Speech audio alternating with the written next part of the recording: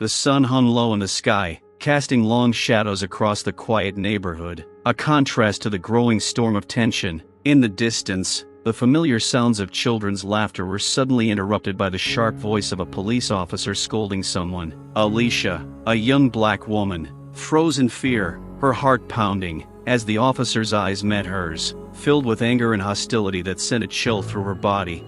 With a swift movement of his hand, the officer struck her, a brutal slap that echoed like thunder through the streets. Time seemed to stand still as the shock washed over her. She could hardly believe it was happening. Fear filled her veins. What had she done to deserve this? The weight of the world pressed down on her shoulders as she tried to maintain her composure, aware that in moments like these, the slightest mistake could lead to dire consequences. But just as despair threatened to overwhelm her, a familiar voice broke the silence. Alicia, it was her husband, Marcus, racing toward the scene, anger and fear written all over his face. In an instant, the balance of power shifted. The cop, who had been confident and aggressive, hesitated when he met Marcus's gaze. Panic flickered in the cop's eyes. Had he sensed the change? As the conflict escalated, the air became tense. You could feel the fear and despair gathering around them. What would happen next? Would Marcus stand up for his wife? Or would the situation descend into even more chaos? We want to hear from you, our viewers. What do you think will happen next? Write your name and where you are watching this video from in the comments. Your voice is very important to us. Your support helps our channel grow and reach more people. We appreciate each and every one of you. Thank you for being part of our community. Enjoy watching. The heat was unbearable. The air shimmered over the asphalt, and even time seemed to slow down in the frozen midday haze. Alicia hurried home with a bag of groceries, hoping to make it before her little daughter woke up from her nap. But as she turned the corner, a patrol car blocked her path. The door swung open and a police officer stepped out. He was tall, with heavy features and a cold, contemptuous gaze. Alicia immediately felt the threat emanating from his presence. She tried not to look him in the eye, tried to move on, but she heard his voice. "Hey, wait." His words sounded like an order. Alicia stopped, turned around, instinctively tightening her grip on the bag's handle. She had done nothing wrong. She knew it, but suddenly fear began to slowly rise through her body. "Where are you going in such a hurry?" he continued, slowly approaching her. His hand was already on his holster, as if waiting for a reason. "I'm just going home," Alicia said quietly, trying to keep her voice from shaking. "I didn't do anything." "Didn't do anything?" He cut her off sharply, smirking, his eyes boring into her with cold cruelty. "I don't like you, and you're nothing either. How about you show me your papers?" Her breathing was ragged, her heart was pounding in her chest. Alicia slowly reached for her bag, trying not to make any sudden movements, but inside her everything was already clenched into a lump of fear. She knew that expression on his face. She knew that he wasn't really looking for documents, but a reason to hurt her, to prove his power. I don't understand," she said quietly. "Why did you stop me? Are you kidding me?" His tone turned angry, and in an instant everything changed. He took a step forward, grabbing her arm and yanking the bag away. The groceries fell to the ground, and in that moment, everything happened too fast. A sharp slap shattered the silence of the street. Alicia barely had time to process what had happened before her face flushed with pain. She staggered, but did not fall. Tears welled in her eyes, but she held them back, too shocked to even scream. "That's for not respecting the law," the policeman said angrily, his face twisted with pleasure, as if this violence brought him pleasure. He stood above her, higher, stronger, more powerful. "What are you doing?" Alicia breathed out, trying not to show how much pain she was in. The policeman leaned towards her, almost touching her face with his, and hissed, "You're nothing here. Some black scum who thinks the laws are the same for everyone? You think you're special? You think you can argue with a cop?" His voice was saturated with hatred. "You're as dirty as the rest of you. I'll teach you a lesson." She saw his hand rise again. Alicia pressed herself against the wall, ready for another blow, and at that moment someone shouted, "Hey, what are you doing?" It was Alicia's husband, Marcus. He came rushing into the nightmare like a whirlwind, strong and tall, with fury in his eyes. He ran towards them, seeing his wife clutching her face, in horror and pain. The policeman, who a moment ago felt his power was absolute, now froze when he saw Marcus's figure. Marcus lunged at Alicia with such force that the air around him seemed to thicken with tension. His eyes were flashing, his face twisted in rage and fear at the same time. He could see nothing but his wife standing against the wall, her face pale, her cheeks swollen where that racist cop's hand had just landed. The roar of blood in his ears was deafening. "Are you crazy?" Marcus screamed, grabbing his wife by the shoulders and trying to understand what had been done to her. Alicia cringed, her breathing uneven, tears streaming down her face, but she didn't make a sound. She was afraid to escalate the situation even more. "Stay there, black man." The policeman's voice cut through the silence like a whip. There was contempt in his tone, as if Marcus was not a person to him, but simply an object to be trampled. The policeman slowly reached for his belt, taking his time, as if savoring the moment. His fingers touched the gun, and a nasty grin froze on his face. Marcus paused for a moment when he saw the movement. His eyes widened. He knew exactly what was going to happen next. How many times had he read about this on the news? How many times had he heard about how simple encounters with the police turned into tragedy for black families? It felt like every move Marcus made could be his last. "You think you can just yell at me, nigga?" The cop continued, slowly approaching. His hand was already on his gun, but he didn't draw it. He was enjoying the fear he saw on Alicia and Marcus' faces. Power was intoxicating. It gave him a feeling of permissiveness. Alicia clutched her husband's hand convulsively, fear in her eyes that was much stronger than pain. She was afraid for him. She understood that this policeman was looking for a reason to shoot, a reason to finish him off, hiding behind the law, his uniform, his power. "Marcus, please, don't," she whispered, struggling to find the words. Her voice was weak, full of despair. She no longer thought about herself, only about stopping her husband, about protecting him. But Marcus couldn't stop. He felt such rage that it filled every cell of his body. All he wanted was to protect Alicia, to protect his family from this monster. He took a step forward, but then he felt the cold metal of a gun pointed straight at his chest. "One step and I'll shoot you," the cop said calmly, his voice icy, like a man who'd done this many times before. He didn't even flinch, holding Marcus at gunpoint. "And you know what? I won't even have to justify myself. It'll look like self-defense. One step, black, and you're dead."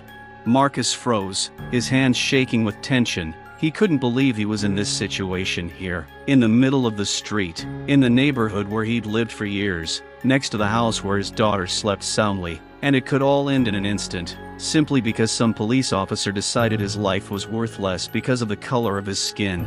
"You think I'm kidding?" the cop said again, feeling his absolute power. "You think you can save your chick? You think you're even a decision maker here? You're both nothing to me, just black people who don't know where they belong." Alicia tried to speak, but the words were stuck in her throat. One thought was pulsing in her head: he's going to kill him. He's going to kill Marcus. Her heart was pounding so hard she was about to pass out, but she couldn't let herself fall. She had to stop this, at any cost. "Please, don't." Her voice was quiet, but full of despair. She looked at the policeman, trying to awaken at least a grain of humanity in him. "We haven't done anything. We just want to go home." "Home?" He smirked, looking at her with disdain again. "Your home is wherever I say. Got it? And if I want, you can end up in jail right now." The policeman glanced quickly at the radio on his shoulder. All he had to do was say a few words, call for backup, and their whole lives would be hell. She would be arrested for resisting, and Marcus would simply disappear. In situations like this, there would always be an excuse. "Do you think anyone will stand up for you?" he continued. "Do you think people will feel sorry for you? Everyone thinks that people like you deserve it. I can do whatever I want to you, and no one will hold me accountable." Marcus felt himself boiling. He saw the way this man looked at his wife, the way he spoke to her, and this fear that he could lose everything in an instant burned him up inside.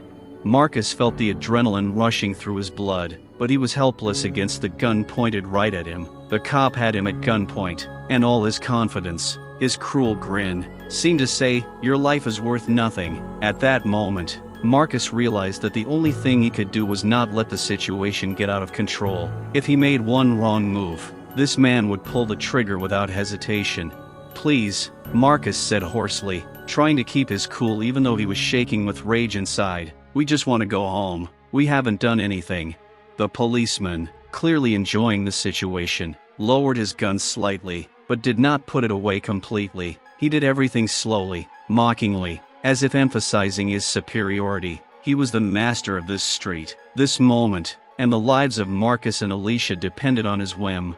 "You're both trash," he croaked, moving slowly toward Alicia like a predator closing in on its prey. "You think I care what you think of yourself? You think your black hide means anything to people like me? You're just—" He paused, as if savoring each word. "Dirt under my boots." Alicia tried to stay on her feet, but her knees were shaking. Her heart was pounding in her chest, as if it was about to burst out. She knew that this man could kill her husband right now, and that there was nothing they could do to stop it. Her breathing became shallow, ragged, and she tried to take a step back, but immediately felt her body freeze in place. Fear paralyzed her. The policeman came right up to Alicia, stopping so close she could feel his breath. His face twisted into a cruel grimace, and he suddenly grabbed her hair, yanking her head back. Alicia screamed in pain, her body convulsing. There was no compassion in his eyes, only contempt and violence. "You need to learn to respect those in charge," he said, his voice cold and merciless. He suddenly let go of her hair, but a moment later his hand was back up. A slap flashed through the air, much harder than the first. The sound of the blow echoed across the deserted street, and Alicia staggered from the force of the blow. Her head jerked to the side, and blood trickled from the corner of her mouth. She tried to wipe the blood away with her hand, but her fingers were shaking, as if her whole body was no longer under her control. All she could do was stand and endure. Her pride had been trampled by this man, as if he wanted to show her that her life was nothing, that she was just a puppet in his hands.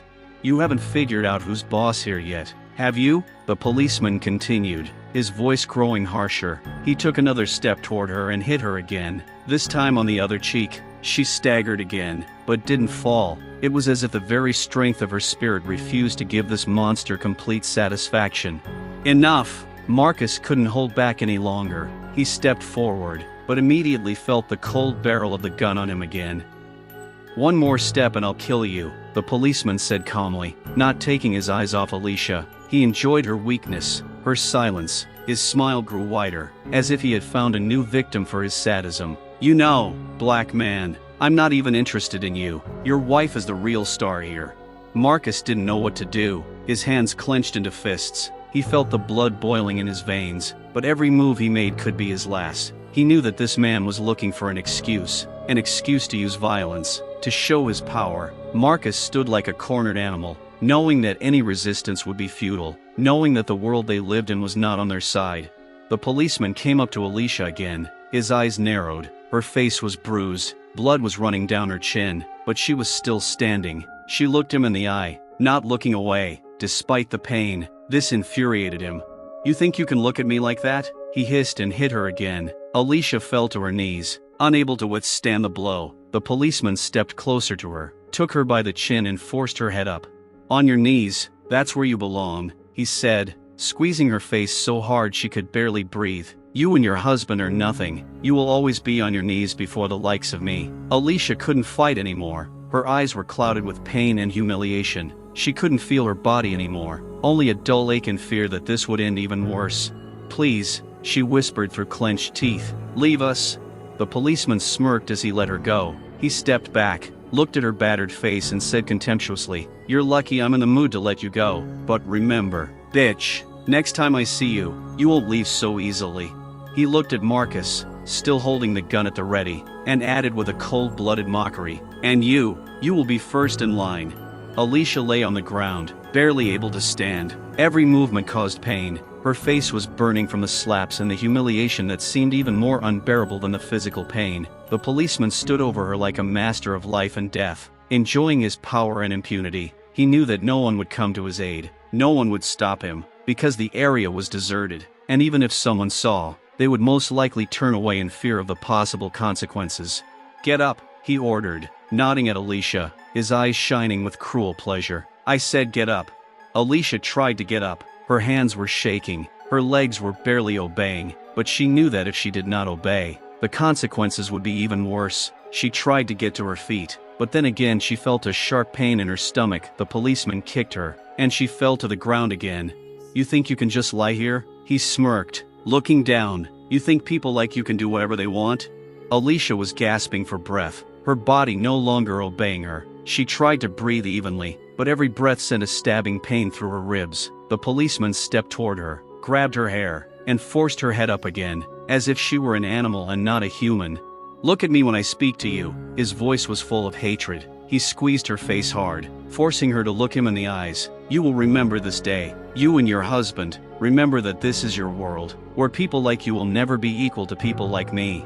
Marcus cringed in helplessness, his hands shaking, but he couldn't move. The gun was still pointed at him, and he knew that if he made one false move, this scene would end not only in beatings, but in death. He saw how the policeman was mistreating his wife, how he was mocking her, and his heart was breaking with pain and hatred. Everything inside him screamed, I have to stop this, but any attempt at resistance could lead to her death or his own.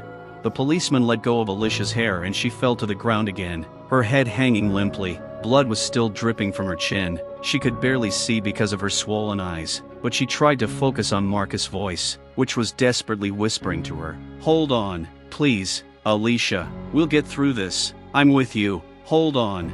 But the policeman heard his quiet words and laughed, his laugh loud and contemptuous. He walked up to Marcus, his gun still at the ready, and said with obvious pleasure, You think your words can change anything? You think your I'm with you means anything? His face twisted with contempt. Your life is worthless, Black. And if you say anything again, I'll shoot you right here. And no one will even bother to figure out why it happened. The report will say, threat to a police officer. And that's it. You'll be forgotten in a week. And she'll just become another widow. Alicia raised her head with difficulty, her face twisted in pain, but she looked at her husband, trying to find some hope in his eyes, but even she knew the situation was hopeless. This man was the embodiment of the system that had oppressed their people for so many years, and now he was enjoying every moment of his violence. Please, stop, she whispered, almost losing consciousness. Leave us. The policeman turned back to her, his face twisted in rage as he heard her plea. He liked that she was begging, but even more he wanted to break her completely, to strip her of every last shred of dignity. Did you say something? He came closer again, grabbing her arm and pulling her to her feet with force. Alicia cried out in pain, her body shaking, but she couldn't resist. He hit her again, this time in the stomach, and she doubled over, gasping for breath. You dare ask me for mercy? He shouted, throwing her back to the ground. You dare think I'll stop? I can do whatever I want to you. He approached her again, but at that moment, as if thinking for a second, he stopped and looked mockingly at Marcus. You know what? He said, turning to Marcus. Like I said, she's not the boss here, but if you, Black, dare to do anything, you'll be next in line. The policeman stood up straight, looking down at Alicia, who was almost unconscious from the pain and humiliation. Her body lay motionless, as if she had already lost hope of salvation. Marcus still stood motionless, his heart clenched with anger and fear, but he could not move. He knew that one wrong move would lead to irreparable. You think you deserve anything here? The policeman walked up to Alicia, roughly flipping her over with his foot. Her body rolled limply onto her back, and he leaned over her again, grabbing her by the clothes, pulling her closer to him. You don't even deserve to be looked at as a human being. He slowly leaned towards her face, and his hand came up again. The slap hit her already bruised cheek, causing her head to snap to the side. The skin on Alicia's face was burning from the blows, and blood continued to trickle from her lip, mixing with the tears that silently ran down her face. You're nothing, he growled, clutching her face in his filthy hands. You'll never be like us. Your life is worthless, and you'll always crawl at my feet like the filthy creature you are. Alicia tried to move, but pain gripped her entire body. She heard Marcus' voice, his hoarse attempts to comfort her, but it was so far away, as if it came from another world, a world where there was a chance for salvation. Here and now, they were in the hell created by this man, a symbol of the system that had oppressed them for so long. Look at you! The policeman roughly pushed Alicia to the ground again, her head hitting the pavement, and she barely managed to keep herself from passing out completely. You're pathetic, and people like you will always be pathetic. You could have been born someone decent, but you weren't. You were born Black, and that's your damn fate. He turned to Marcus, whose eyes were blazing with hatred. Marcus couldn't take it anymore, but his body was paralyzed with terror. The gun was still at the ready, and he knew that the policeman was just waiting for the slightest movement. Look at how I treat her, the policeman said, lifting Alicia by her hair so Marcus could see her battered face. "That's all you can do. Watch your wife get humiliated and beaten and do nothing." He let go again, and Alicia collapsed to the ground, her breathing ragged and shallow. She couldn't scream, couldn't defend herself, her body wasted with pain and fear. The policeman took another step, kicking her side again, and the sound of her muffled groan echoed in Marcus's head. "You'll always be on your knees before the likes of me," the policeman said again, his voice full of contempt. "I can do anything to you, and no one will even ask why. No one will stop me." He leaned closer to Alicia, his lips so close to her ear that she could feel his hot, foul breath. "You should be thanking me that I haven't shot you yet," he hissed. "You're just a puppet in my hands, and I can do whatever I want with you." His hand reached for her face again. This time his fingers dug into her cheeks, and he lifted her head again, forcing her to look at him. Alicia closed her eyes, unable to withstand that look, filled with hatred and sadistic satisfaction.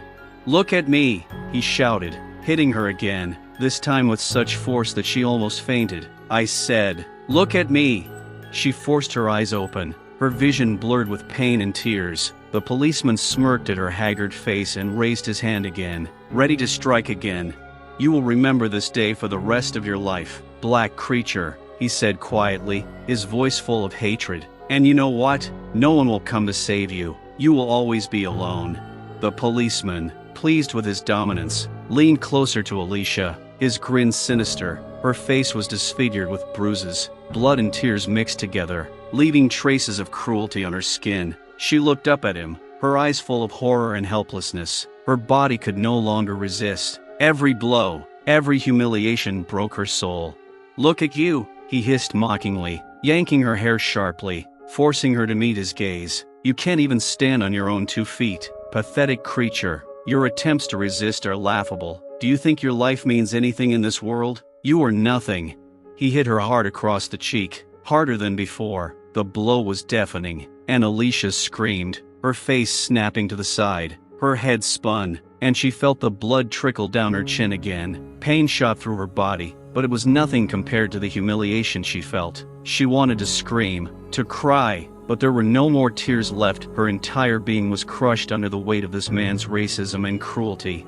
"Get up," he ordered, but Alicia could no longer move. Her body, broken and exhausted, no longer obeyed. She tried to rise to her knees, but immediately fell to the ground again, feeling her strength leaving her. "I said get up." The policeman came closer and hit her again, this time with his fist in the side. She screamed, doubled over in pain. It seemed as if her ribs were about to crack from the brutal blow.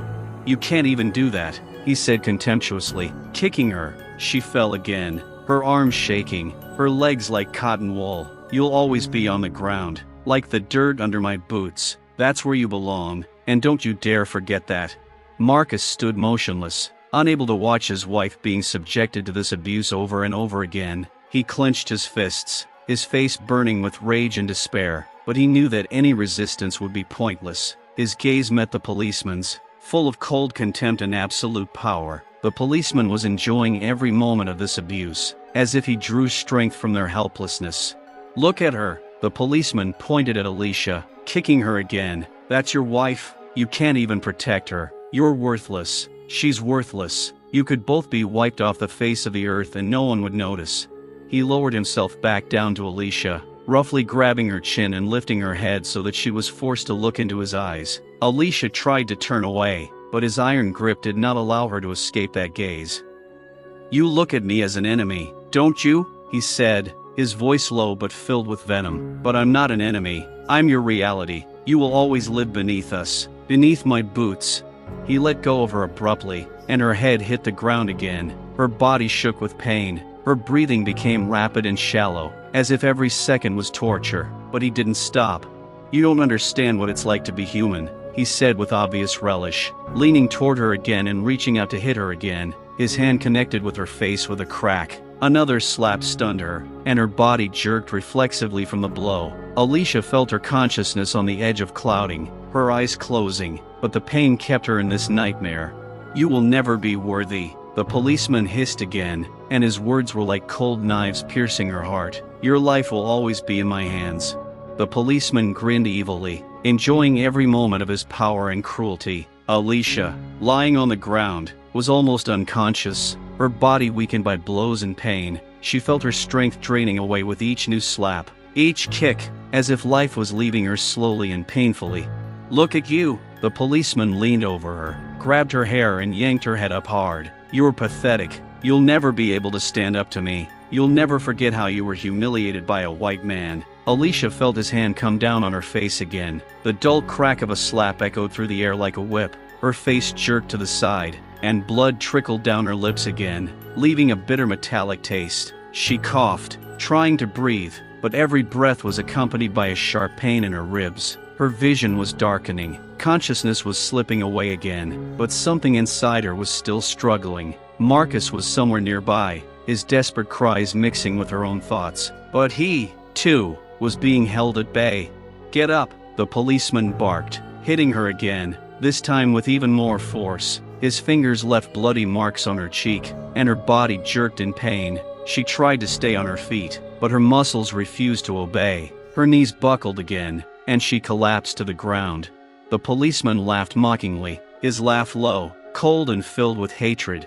"You can't even stand up?" He kicked her again, this time in the back, and her body shook from the impact. "Is that all you can do? Crawl like an animal? That's where you belong. On the ground, under my feet." Alicia heard his words, but she could no longer respond. The pain filled her mind, each blow making her weaker. The policeman grabbed her hair again, holding her as if she were a doll, limp and broken. "You're not human," he whispered again, close to her ear, his voice full of contempt. "You'll never be equal to the likes of me. You'll always be a nobody, and that's your reality. No matter how much you fight, no matter how hard you try, the likes of you will always be at the bottom." He let her go and she fell to the ground again, unable to resist any longer. Her face was covered in blood and tears. Every part of her body was burning with pain. She heard Marcus calling her desperately, his voice full of fear and despair, but he was so far away, so helpless. The policeman stood over her again, his boots almost touching her face, and she knew that he could do anything to her. He was enjoying this moment. His sadism was boundless. "You will remember this day," he said, looking at her broken body with obvious pleasure. "Remember me, and every time you see your reflection, remember who broke you." The policeman raised his hand again, ready to strike again, when Marcus let out a deafening scream. His voice was filled with despair and rage, but something had changed in it. There was power in that scream now, an anger that could no longer be contained. "Let her go!" Marcus took a step forward, his face distorted with pain and hatred. The policeman didn't even pay attention at first, his gaze still fixed on Alicia, but Marcus couldn't stand aside any longer. He stepped even closer, and his heavy steps made the policeman wary. The policeman turned around abruptly, his hand frozen in mid-motion, but the same smug smile still played on his face. "Are you seriously threatening me?" He laughed, his voice full of contempt. "You think you can do anything? You belong where she belongs." He pointed at Alicia, who was barely moving anymore, her body exhausted, her breathing growing weaker. "In the mud, under my boots." Marcus slowly approached, his eyes blazing with rage, but the cop hadn't realized what he was up against yet. His hand was still holding the gun, and he pointed it pointedly at Marcus, trying to reassert his dominance. "Want to try?" He chuckled, but there was a slight note of alarm in his voice. "There's nothing you can do. I'm the law. I'm the power." But something in Marcus's eyes made the policeman freeze. The anger that flared in his heart was greater than fear. This was the moment when the system he had imagined for so long began to crumble before his eyes. Marcus lunged at the policeman, instantly grabbing his arm and twisting it with such force that the gun fell from his fingers and crashed to the pavement. The policeman, shocked by the unexpected attack, lost his balance, and Marcus pushed him with his whole body, knocking him down. As he fell, the policeman realized with horror that he was no longer in control of the situation. "What the hell are you doing?" the cop screamed as he fell to the ground, his face contorted in fear. He tried to reach for his gun, but Marcus was faster. He grabbed the cop by the collar of his uniform, pulled him up sharply, and threw him back down hard. Now their roles were completely reversed. The policeman found himself on the bottom, in the same position in which he had just held Alicia. Panic began to overwhelm him, his breathing quickened, and he looked at Marcus with real horror in his eyes. "Stop! Wait!" His voice was shaking, and there was no trace of its former arrogance in it. "Let's talk. This is a misunderstanding. I was just doing my job." Marcus gritted his teeth, his hands shaking with rage, but deep down he knew that this was still a man in front of him. A man who deserved punishment but not cruelty, no matter how strong his hatred. He looked back at Alicia, who was struggling to breathe, and the anger inside him flared up again. "You thought you could treat us like this?" Marcus croaked, his voice low and menacing. "You thought your power gave you the right to humiliate and destroy our lives? Now look who's been humiliated."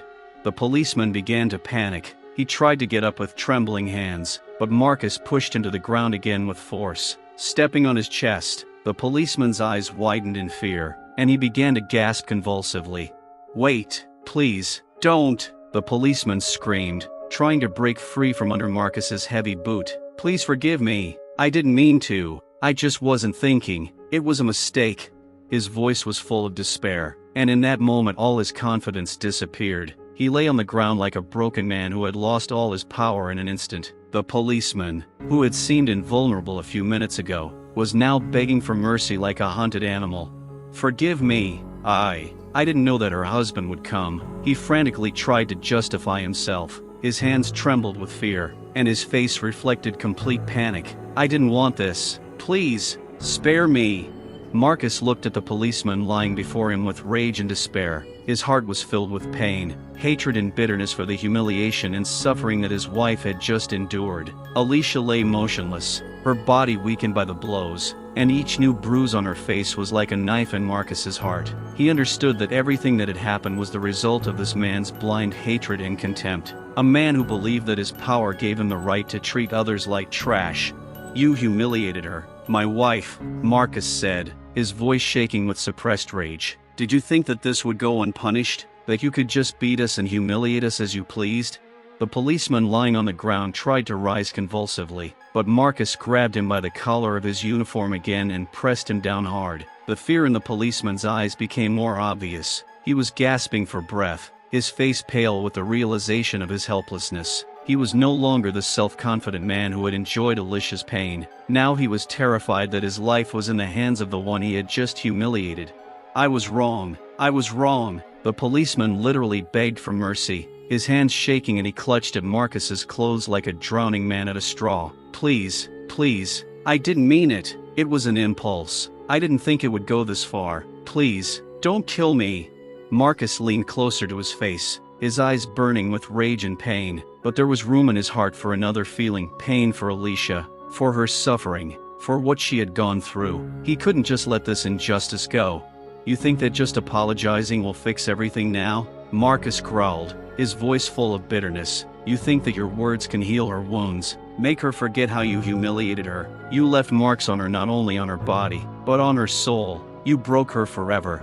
The policeman sobbed, his body shaking with fear. He was no longer the cold-blooded guardian of the law who had tortured a defenseless woman. Now he was a broken, helpless man who was begging for his life. "I'll do whatever you say," he stammered, tears streaming down his face. "Please, I won't do this again. I'm begging you. Just leave me. Don't kill me."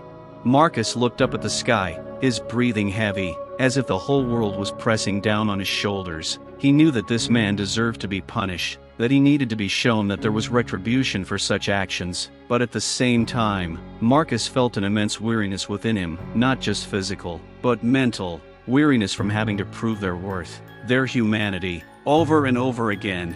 He turned to Alicia, her body lying motionless, her face scarred from the blows, but she was still alive. It gave him strength. She was his world, his light, and he couldn't afford to lose her. Marcus let go of the policeman, pushing him so hard that he fell to the ground again, breathing heavily and coughing. "You were supposed to protect her," Marcus said quietly, his voice full of bitterness, "but you did the opposite. You, who were supposed to be a symbol of law and justice, became her executioner." The policeman began to crawl back, his eyes never leaving Marcus, as if he was afraid that he would attack him again at any moment. "Forgive me," he whispered, his voice almost inaudible. "Please don't do this." Marcus looked at him one last time, complete disgust and pain written all over his face, but he knew that revenge would not bring back what was lost. He could not stoop to this man's level. He knew that Alicia needed him now more than ever, and that was what mattered most. "I won't," Marcus finally answered, his voice hard as steel, "but your conscience and fear will haunt you for the rest of your days. You will remember this day every time you close your eyes." He turned to Alicia, slowly kneeling down next to her and gently taking her hand. Her body was shaking, but she was alive. He gently wrapped his arms around her, holding her close, feeling how weak she was, but still with him. Marcus knew there was a long road to healing ahead, but for now she was here and that was all that mattered. The policeman was left lying on the ground, unable to rise. His tears and fear were the only reminder of how quickly the fate of those who abuse their power changes.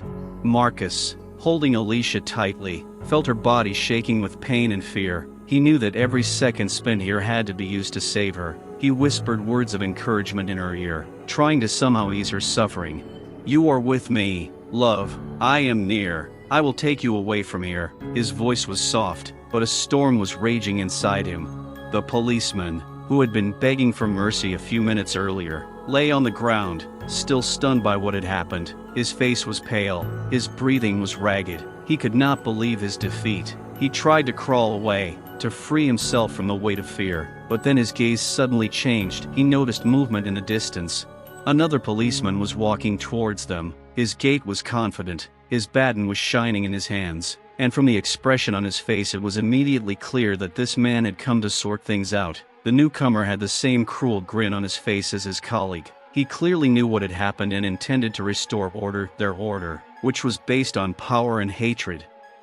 "What's going on here?" the second cop barked, his voice carrying like a thunderstorm. He was getting closer, his eyes darting between his colleague, who lay humiliated on the ground, and Marcus, who was kneeling next to Alicia. "Are you seriously letting this guy beat you up? You retarded idiot!"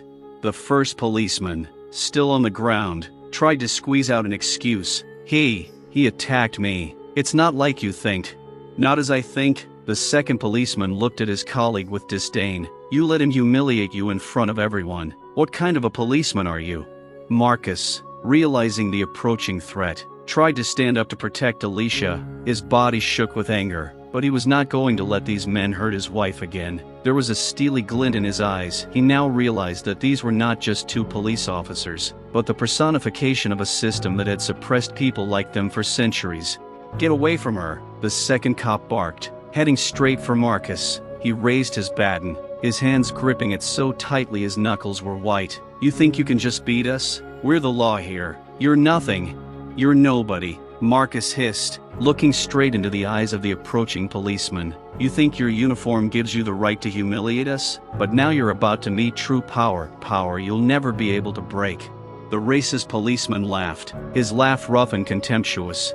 "You have no idea who you're dealing with," he said, swinging his baton. But just as he was about to strike, Marcus grabbed his arm with incredible speed, blocking the blow. The force that boiled in his heart from the pain for Alicia was enough to make the policeman stagger, but their fight was only just beginning. The baton slipped from the policeman's hands, and now the fight became even more brutal. Marcus let go of his enemy's hand and immediately hit him in the chest, forcing him to retreat a few steps. But the policeman was an experienced fighter, and he was not going to give up so easily. "You will pay for this," he hissed viciously, throwing his fists at Marcus. Their bodies collided with a crash, and the struggle for power that the man had grown accustomed to gaining through his uniform and status became personal. Each blow from the policeman was precise and brutal, but Marcus did not back down. He knew that this fight was not only for Alicia, but for everything they both represented. It was a fight for their dignity, for the right to live without fear of the likes of these two. "You will not break us," Marcus screamed as his fist connected squarely with the policeman's jaw, causing him to stagger back. The second policeman, who had just been lying there in fear, tried to intervene, but his body was weakened by fear and the shock of defeat. Marcus, despite his fatigue, grew stronger with each blow. He would not allow himself to lose. Not now, when his wife needed him most. The second policeman, having recovered, rushed at Marcus, but Marcus met him again with the fury and strength that anger and despair gave him. The fight was brutal. The blows were delivered without mercy, but Marcus felt that with every move he was getting closer to victory. This was not just a physical fight, it was a fight for justice. Marcus fought the two policemen with all his might, feeling his strength fading but refusing to give in. Every blow, every push, every collision with their bodies reminded him that he was doing this not only for himself, but for Alicia, for everyone who had ever suffered such violence. The policeman who had humiliated Alicia not long ago was now in a vulnerable position himself. His face was red with anger and humiliation as he tried to get to his feet, but Marcus was not going to let him do so. "You will never understand what it's like to be vulnerable," Marcus growled, pushing the cop back to the ground. "You just follow orders without thinking about the consequences of your actions." He finally managed to get to his feet and went on the attack again, but Marcus was ready. He deftly dodged, causing the policeman to lose his balance. At that moment, the second policeman, having gathered his strength, rushed into the fight again, and their fight resumed with renewed vigor. Marcus felt the rage and fear in his heart turn to determination. He knew he was not alone now. He was fighting for his wife, for her dignity, for every black woman who had ever suffered at the hands of those they were meant to protect. He was fighting not only for himself, but for the hope of a better future. "You can't break me!" he screamed as the first cop tried to punch him again. He ducked and countered, catching him in the jaw and forcing the cop to retreat. But the second policeman, unwilling to back down, grabbed Marcus by the shoulder and spun him around. A punch to the stomach made him double over, and just when it seemed all was lost, he saw Alicia, lying on the ground, raising her hand. "Marcus," her voice was full of despair, but there was also determination in it. "I'm with you. Don't give up." These words awakened incredible strength in him. He stood up, took a deep breath, and, ignoring the second blow, attacked again. Each blow was full of fury and anger that he had carried inside him for too long. "You're just a bastard," he shouted, delivering a powerful blow to the policeman who was standing closer. The blow sent him to the ground, and he could not believe what had happened.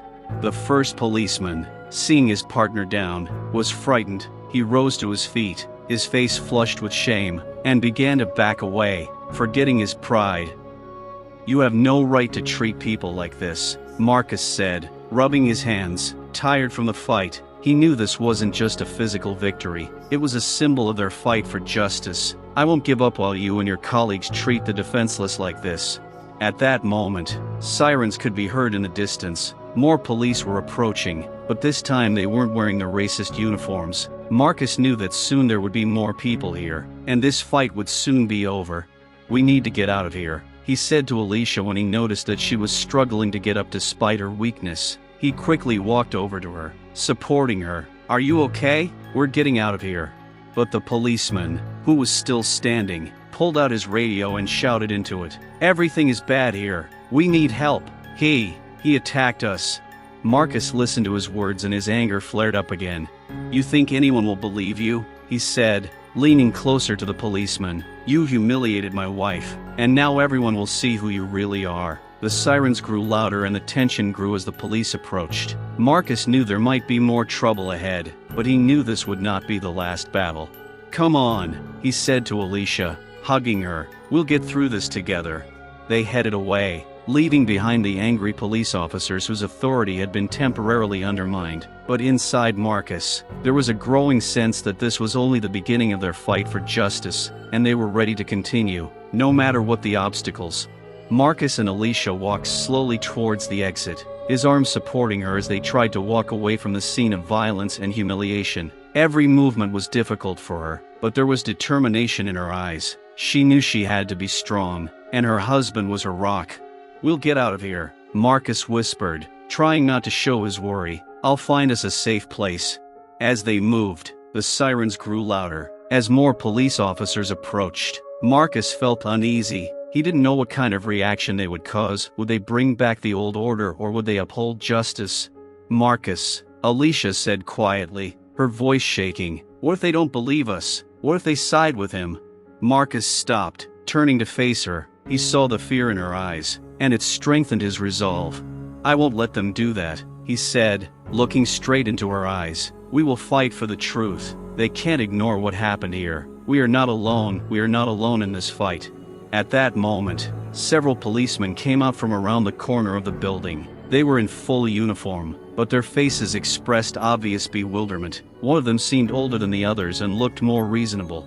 "What happened here?" he asked, his voice stern but with a desire to understand the situation. Marcus and Alicia stopped, and he felt his heart sink. They were about to face another wave of humiliation, but instead Marcus decided to speak. This man, he pointed to the policeman lying on the ground, still not believing what had happened to him, just beat my wife and humiliated her. The policeman exchanged glances, and the older one came closer, his gaze becoming more intent. That's a serious charge, he said, crossing his arms. Let's get to the bottom of it. The other police officers also came up, and now their eyes were full of alertness. They saw Alicia, her wounded face and weak body, and it was a shock to them. "I'll call an ambulance," said the senior policeman, already realizing that things were getting serious. "We need to make sure she's okay." Marcus felt hope ignite inside him, though there was still some unease. He didn't know how this would end, but it was a step toward the truth. As the senior police officer called 911, Marcus turned to Alicia. She looked tired, but her eyes still shone with determination. "We'll do this together," he said, squeezing her hand tenderly. "I promise I won't leave you." Meanwhile, the second policeman, who had been next to the first, rose to his feet again and approached them, unable to hide his displeasure. "You must know that this is not what it seems," he said, his voice full of contempt. "We were doing our job, and this man disturbed the order." Marcus's head snapped up, his anger flaring again. "Your order?" he asked, his voice growing furious. "Your order was to beat people for no reason and humiliate them? That's not order, that's lawlessness." The senior policeman looked at his subordinate, then back at Marcus. "We have to get to the bottom of this," he said. "I'm not going to hide the actions of my colleagues if they were really wrong." This phrase was like a breath of fresh air for Marcus. Although he understood that the fight for justice was just beginning, this senior police officer did not look like someone who would protect the system at any cost. Soon the sound of sirens was heard, and the ambulance was finally brought in. The paramedics quickly approached Alicia, began examining her and asking questions. Marcus stood next to her, not taking his eyes off her. "Everything will be fine," he whispered as the doctors began to work. "I'm with you." One of the nurses, seeing the bruises on her body, looked at Marcus with compassion. "She's fine, but she needs treatment. It's serious," she said, and there was confidence in her voice. Marcus felt his heart fill with relief. He knew it was no time to relax, but they had taken a step toward the truth. They weren't alone anymore. There were people who were willing to help. "We'll do everything in our power to see that justice is done," the senior police officer promised as the nurse began to lift Alicia onto a stretcher. "I promise we'll investigate." Marcus nodded, his heart filled with determination. He knew there would be many struggles and trials ahead, but he was ready for it. Together with Alicia, they would continue to fight not only for themselves, but also for those who could not stand up for themselves. As they were driven to the hospital, Marcus held Alicia's hand, knowing that together they could overcome any difficulties. In that moment, he felt hope rekindled in their hearts, hope for justice, for change, for a future where they could live without fear. The ambulance moved slowly through the empty streets, but for Marcus, the time seemed to last forever. He held Alicia's hand, and every breath she took made him tremble. Her face was contorted with pain, and he felt his heart breaking with fear for her. "You're not alone," he whispered, trying to be strong. "I'm here, and I won't leave." Alicia looked at him, her eyes full of tears. She wanted to believe him, but the fear of what would happen next overwhelmed her. "Marcus," she said, her voice almost inaudible. "What if they don't believe us? What if they just close the case?" Her words cut through Marcus. He knew the thought was plaguing them both. The systems that were supposed to protect often ended up on the side of those who abused power. This fight for justice wasn't just for Alicia, but for everyone who had ever suffered under the system, and the thought weighed on him like a heavy stone. "I won't let them do this," he said, trying to shield her from his fear. "We'll find a way, and I'll do everything to protect you." The ambulance finally arrived at the hospital and they were taken away on stretchers. The doctors quickly got to work. Marcus watched as the medical staff surrounded Alicia, checking her condition. He felt helpless, as if his life depended on what happened now. As the doctors worked, Marcus noticed a familiar face in the corner of the corridor. It was the same senior police officer who had called the ambulance. He looked tense, as if the weight of responsibility was on his shoulders. "I know what's going on," he said, walking up to Marcus. "I'll keep my promise myself. We'll do a thorough investigation. Marcus nodded, but there was disbelief in his eyes. What if this is just another favor? He said, holding back his anger. I don't want this case swept under the rug like it was before. This isn't just a misdemeanor. It's a crime. The senior policeman sighed, his expression becoming serious. I understand how you feel, but you need to give us time. We will do everything we can to help you. Marcus turned away, his anger filling him. He didn't want to hear words that seemed empty to him. He knew the system was full of people who would cover for their colleagues. After a long wait in the hallway, a nurse approached him. She looked worried. Marcus, she said, her voice filled with concern, we need to talk about your wife's condition. Marcus's heart sank. He knew her condition could be serious. What's wrong with her? He asked, his voice shaking with fear. We've done all the possible examinations, but she's seriously injured. The nurse hesitated, searching for the right words. She has several fractures and severe bruises. It's going to be a long rehabilitation. At that moment, Marcus felt his world crumble. He knew Alicia was strong, but the knowledge that she might not recover from this nightmare was tearing him apart inside. I can't leave her, he said, his eyes filling with tears. I can't. There was a psychologist with a nurse who approached them. Marcus, it is important that you understand that your wife needs you now more than ever. This will be a difficult road, but your support will help her recover. But Marcus couldn't shake the feeling of hopelessness. Alicia's words echoed in his mind. What if they don't believe us? He knew that this system could break them, as it had broken others before them. Hours passed and the doctors continued to work, and suddenly loud footsteps were heard in the corridor. It was the same policeman who had insulted Alicia. He entered with several other colleagues and, ignoring Marcus, headed towards the doctor.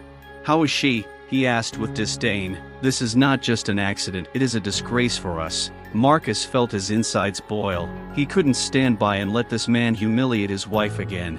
This is not a disgrace. This is a crime, he shouted, unable to contain himself. You have no right to treat her like this.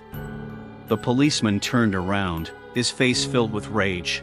You have no right to tell me how to behave, he said, stepping closer. You are a non-entity, and you better keep quiet if you do not want to receive another portion of humiliation. Marcus knew his anger was only fueling the conflict, but he couldn't back down. You are the one who humiliates women. You are the one who uses your power against the defenseless. At this point, several medics stopped and began to watch what was happening, but none of them intervened.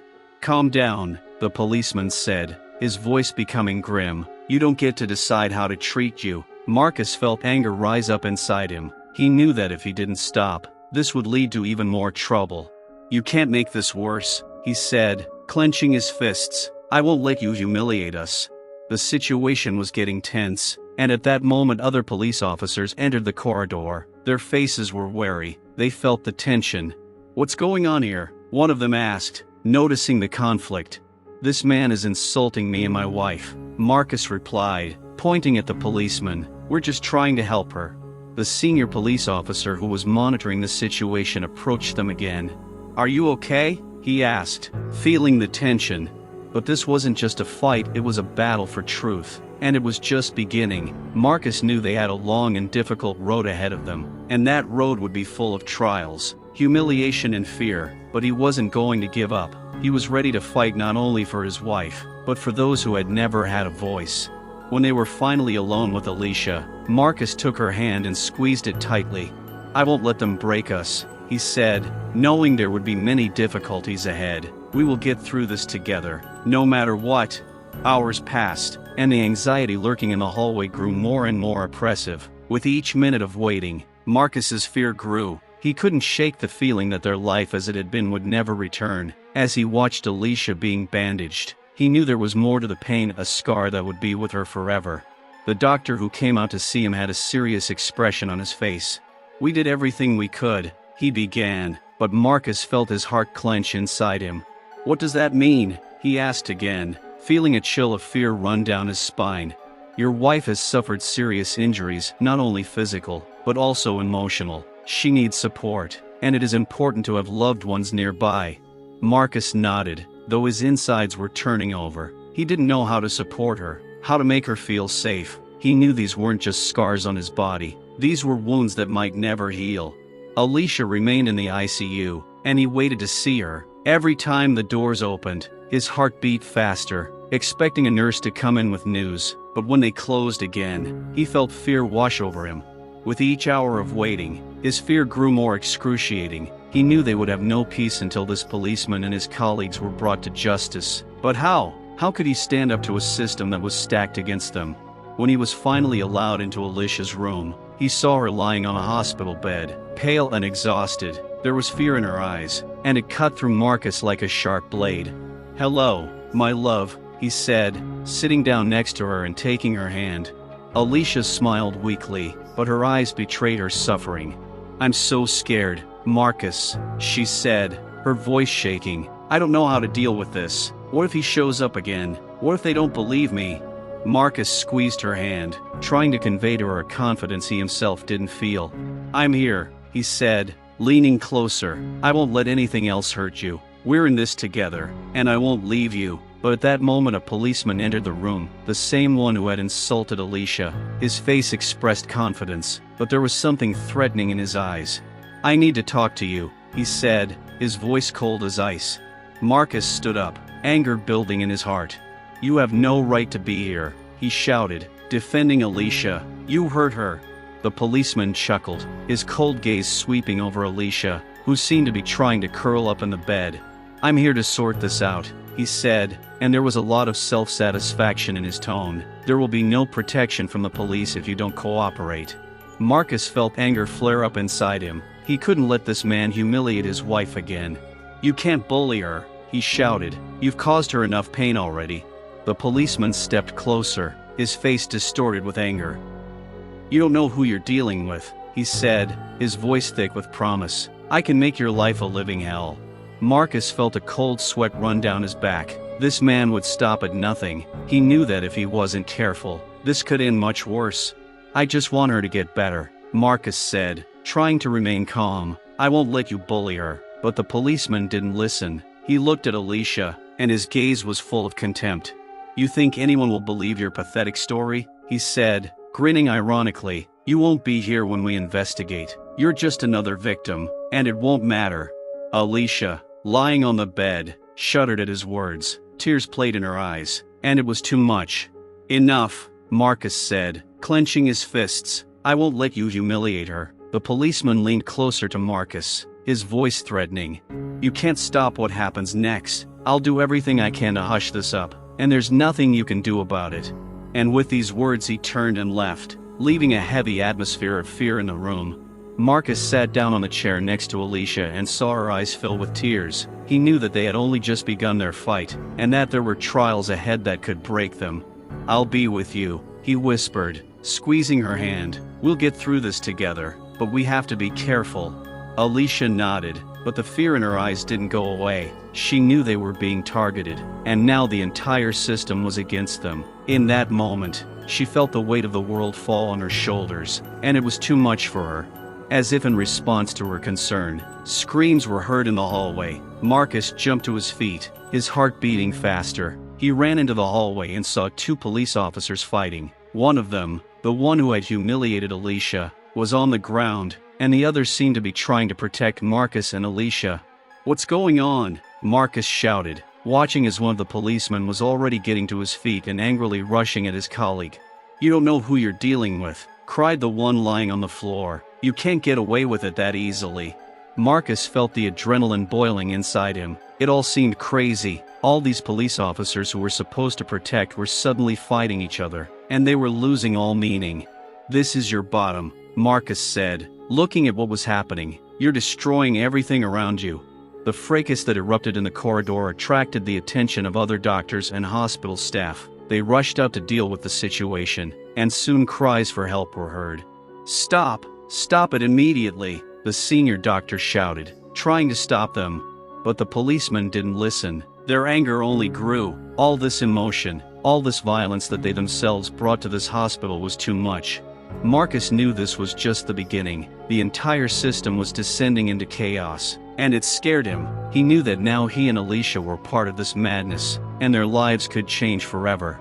"I'm with you," he said again, turning back to Alicia when the fight was over. He knew there were more difficult trials ahead, and that realization weighed heavily on him, but they had to keep fighting. It was the only hope they had.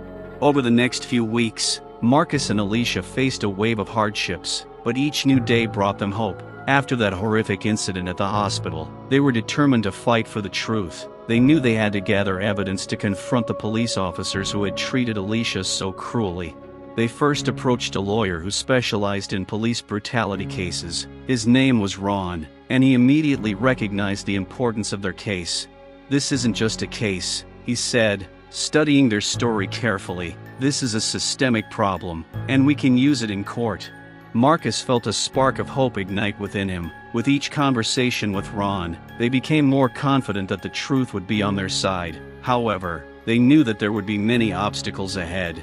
An important step was obtaining surveillance footage from cameras in the area where the incident occurred. Marcus spent many hours contacting local businesses and the police to gather all the available footage. Eventually, he managed to get his hands on some footage that showed the officer using force for no apparent reason.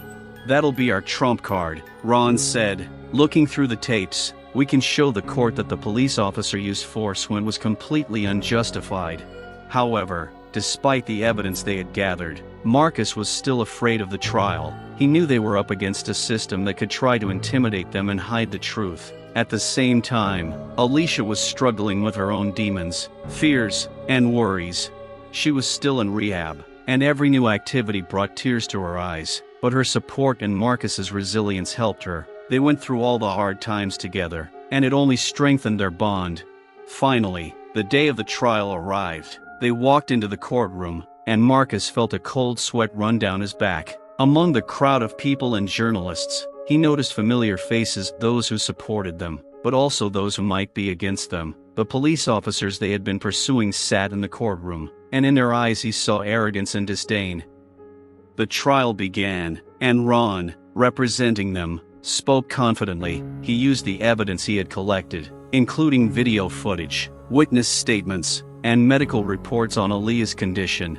"We're not just dealing with a beating," he told the judge. "We're dealing with systemic racism and abuse of power. This is not an isolated incident. It's part of a larger problem." Ron's every word resonated in the courtroom. People began to whisper, and reporters took notes on every detail. Alicia sat next to Marcus, and he could feel her hand shaking.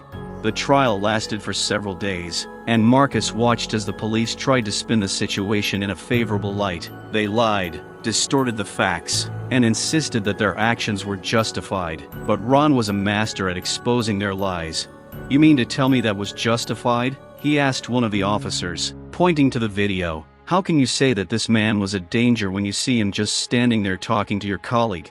The policeman turned red with anger, but was unable to answer. Every time Marcus looked at Alicia, he felt her fears slowly fade away. They became a symbol of the fight against systemic violence, and it gave them strength. But the closer they got to the end of the trial, the more they realized that the court's decision might not be in their favor. Marcus was afraid that all their efforts might be in vain. He knew that it would not only be a defeat for them, but for everyone who had ever experienced something like this. "What if we lose?" Alicia said one evening when they were discussing the case. There was worry in her voice, and Marcus knew how hard it was for her. "We can't think about defeat," he replied, taking her hand. "We've already done a lot, and even if the court's decision is not in our favor, we'll still continue to fight. We're not alone in this fight." The tension grew with each passing day. Every new news about the trials and their outcome caused a storm of emotions in society. People supported them, and messages of support began to appear on social networks.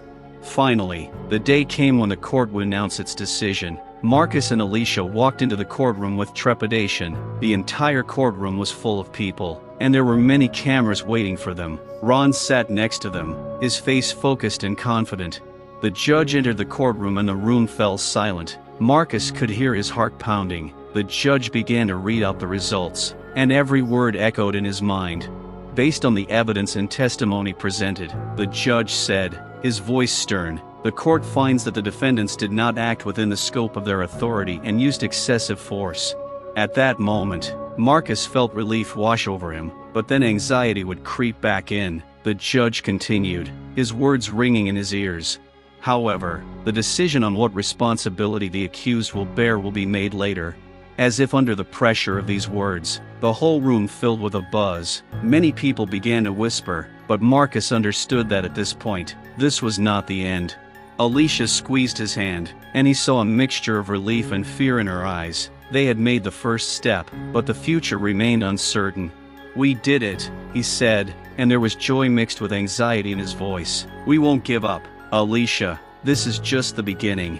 But they both knew they had a long road ahead of them, and it was still unclear what would happen next. This trial was just the first chapter in their fight for the truth, and with each passing day they were ready to continue the fight, no matter what difficulties they might encounter along the way. Several months have passed since the preliminary ruling was announced. For Marcus and Alicia, it has been a time of hope and uncertainty. Although they had achieved their first victory, many questions remained unanswered. The trial continued, and every day Marcus followed the news about what was happening to the police officers who had brutalized his wife. The anticipation was overwhelming, and no matter how hard they tried, their lives were still at risk. With each new media report, with each new article in the newspaper, it became more difficult for them, because the reality of their fight for justice was filled with uncertainty. Ron, their lawyer, continued to fight for them, but even he sometimes could not give clear answers. Court hearings were held one after another, and each time Marcus and Alicia came with the hope that they would finally find out what punishment the police officers would receive, but each time the judge postponed the final decision. "It's part of the process," Ron said as they discussed the latest hearing. "They're trying to drag this out to keep the public's attention away, but we have to be resilient." Alicia tried to support herself, but fear and anxiety about their future continued to overcome her. She went to therapy again, and every time their story was discussed, she relived all the horrors that had happened to her. But Marcus was there, and his support helped her find the strength to fight. Finally, 6 months after the trial began, the day came when the court would announce the final decision on the case. He and Alicia had a new lawyer, who was even more experienced and confident in his support.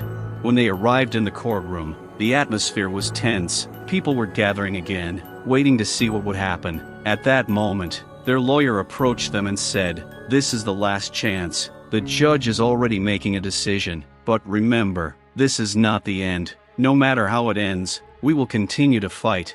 Marcus squirmed inside, feeling his heart beat faster. The judge re-entered the courtroom, and as he sat down, silence fell once more. Marcus squeezed Alicia's hand. Their eyes met, and in that moment they both knew that no matter how this case ended, they would be together.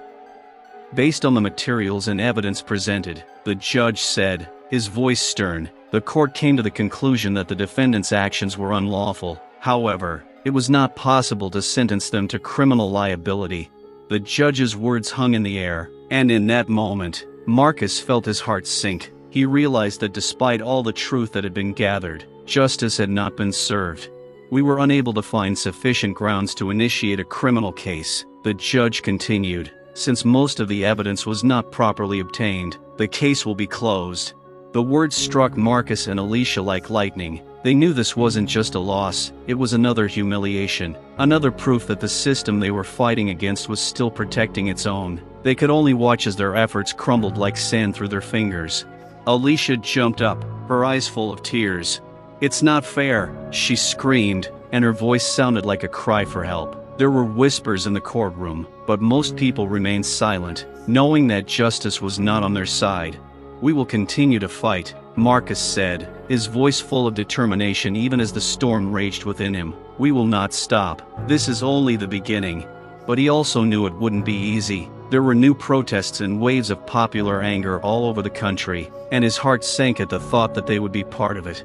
In the weeks since, Marcus and Alicia have become symbols of the fight against systemic racism. They have spoken at rallies, made public appeals, and drawn attention to the issue of police violence. In interviews, they have spoken about the importance of continuing the fight despite setbacks. However, they never found out what happened to the officers. Although the case was closed, there was no news about what happened to these men. Some said they were transferred to other counties, while others simply disappeared from public view. Alicia and Marcus knew their fight was not over. They continued to support each other, finding strength in what they were doing, together. They understood that this was not just their story, but the story of thousands of others who had suffered similar abuse. "We'll fight for everyone," Marcus said one night as they sat together. "We'll do everything we can to make sure their stories are heard." Alicia nodded, her face lit with determination. They were ready to continue the fight for justice, even if it took them their entire lives. And while the outcome of what happened to the police officers remains unknown, they knew that their actions, their voice, and their story could change the world. It wasn't just about winning, it was about creating a world where no one would have to go through what they had. Thanks for sharing this story. If you have any other topics or ideas you'd like to discuss or expand on, let me know. Dear viewers, what do you think about this story? Have you had any experiences of racism in your life that you would like to discuss? We really want to hear your opinions and experiences. You are an integral part of our community, and we value each and every one of you. If you enjoyed this video, don't forget to like and subscribe to our channel so you don't miss new stories. Have a nice day and stay in touch.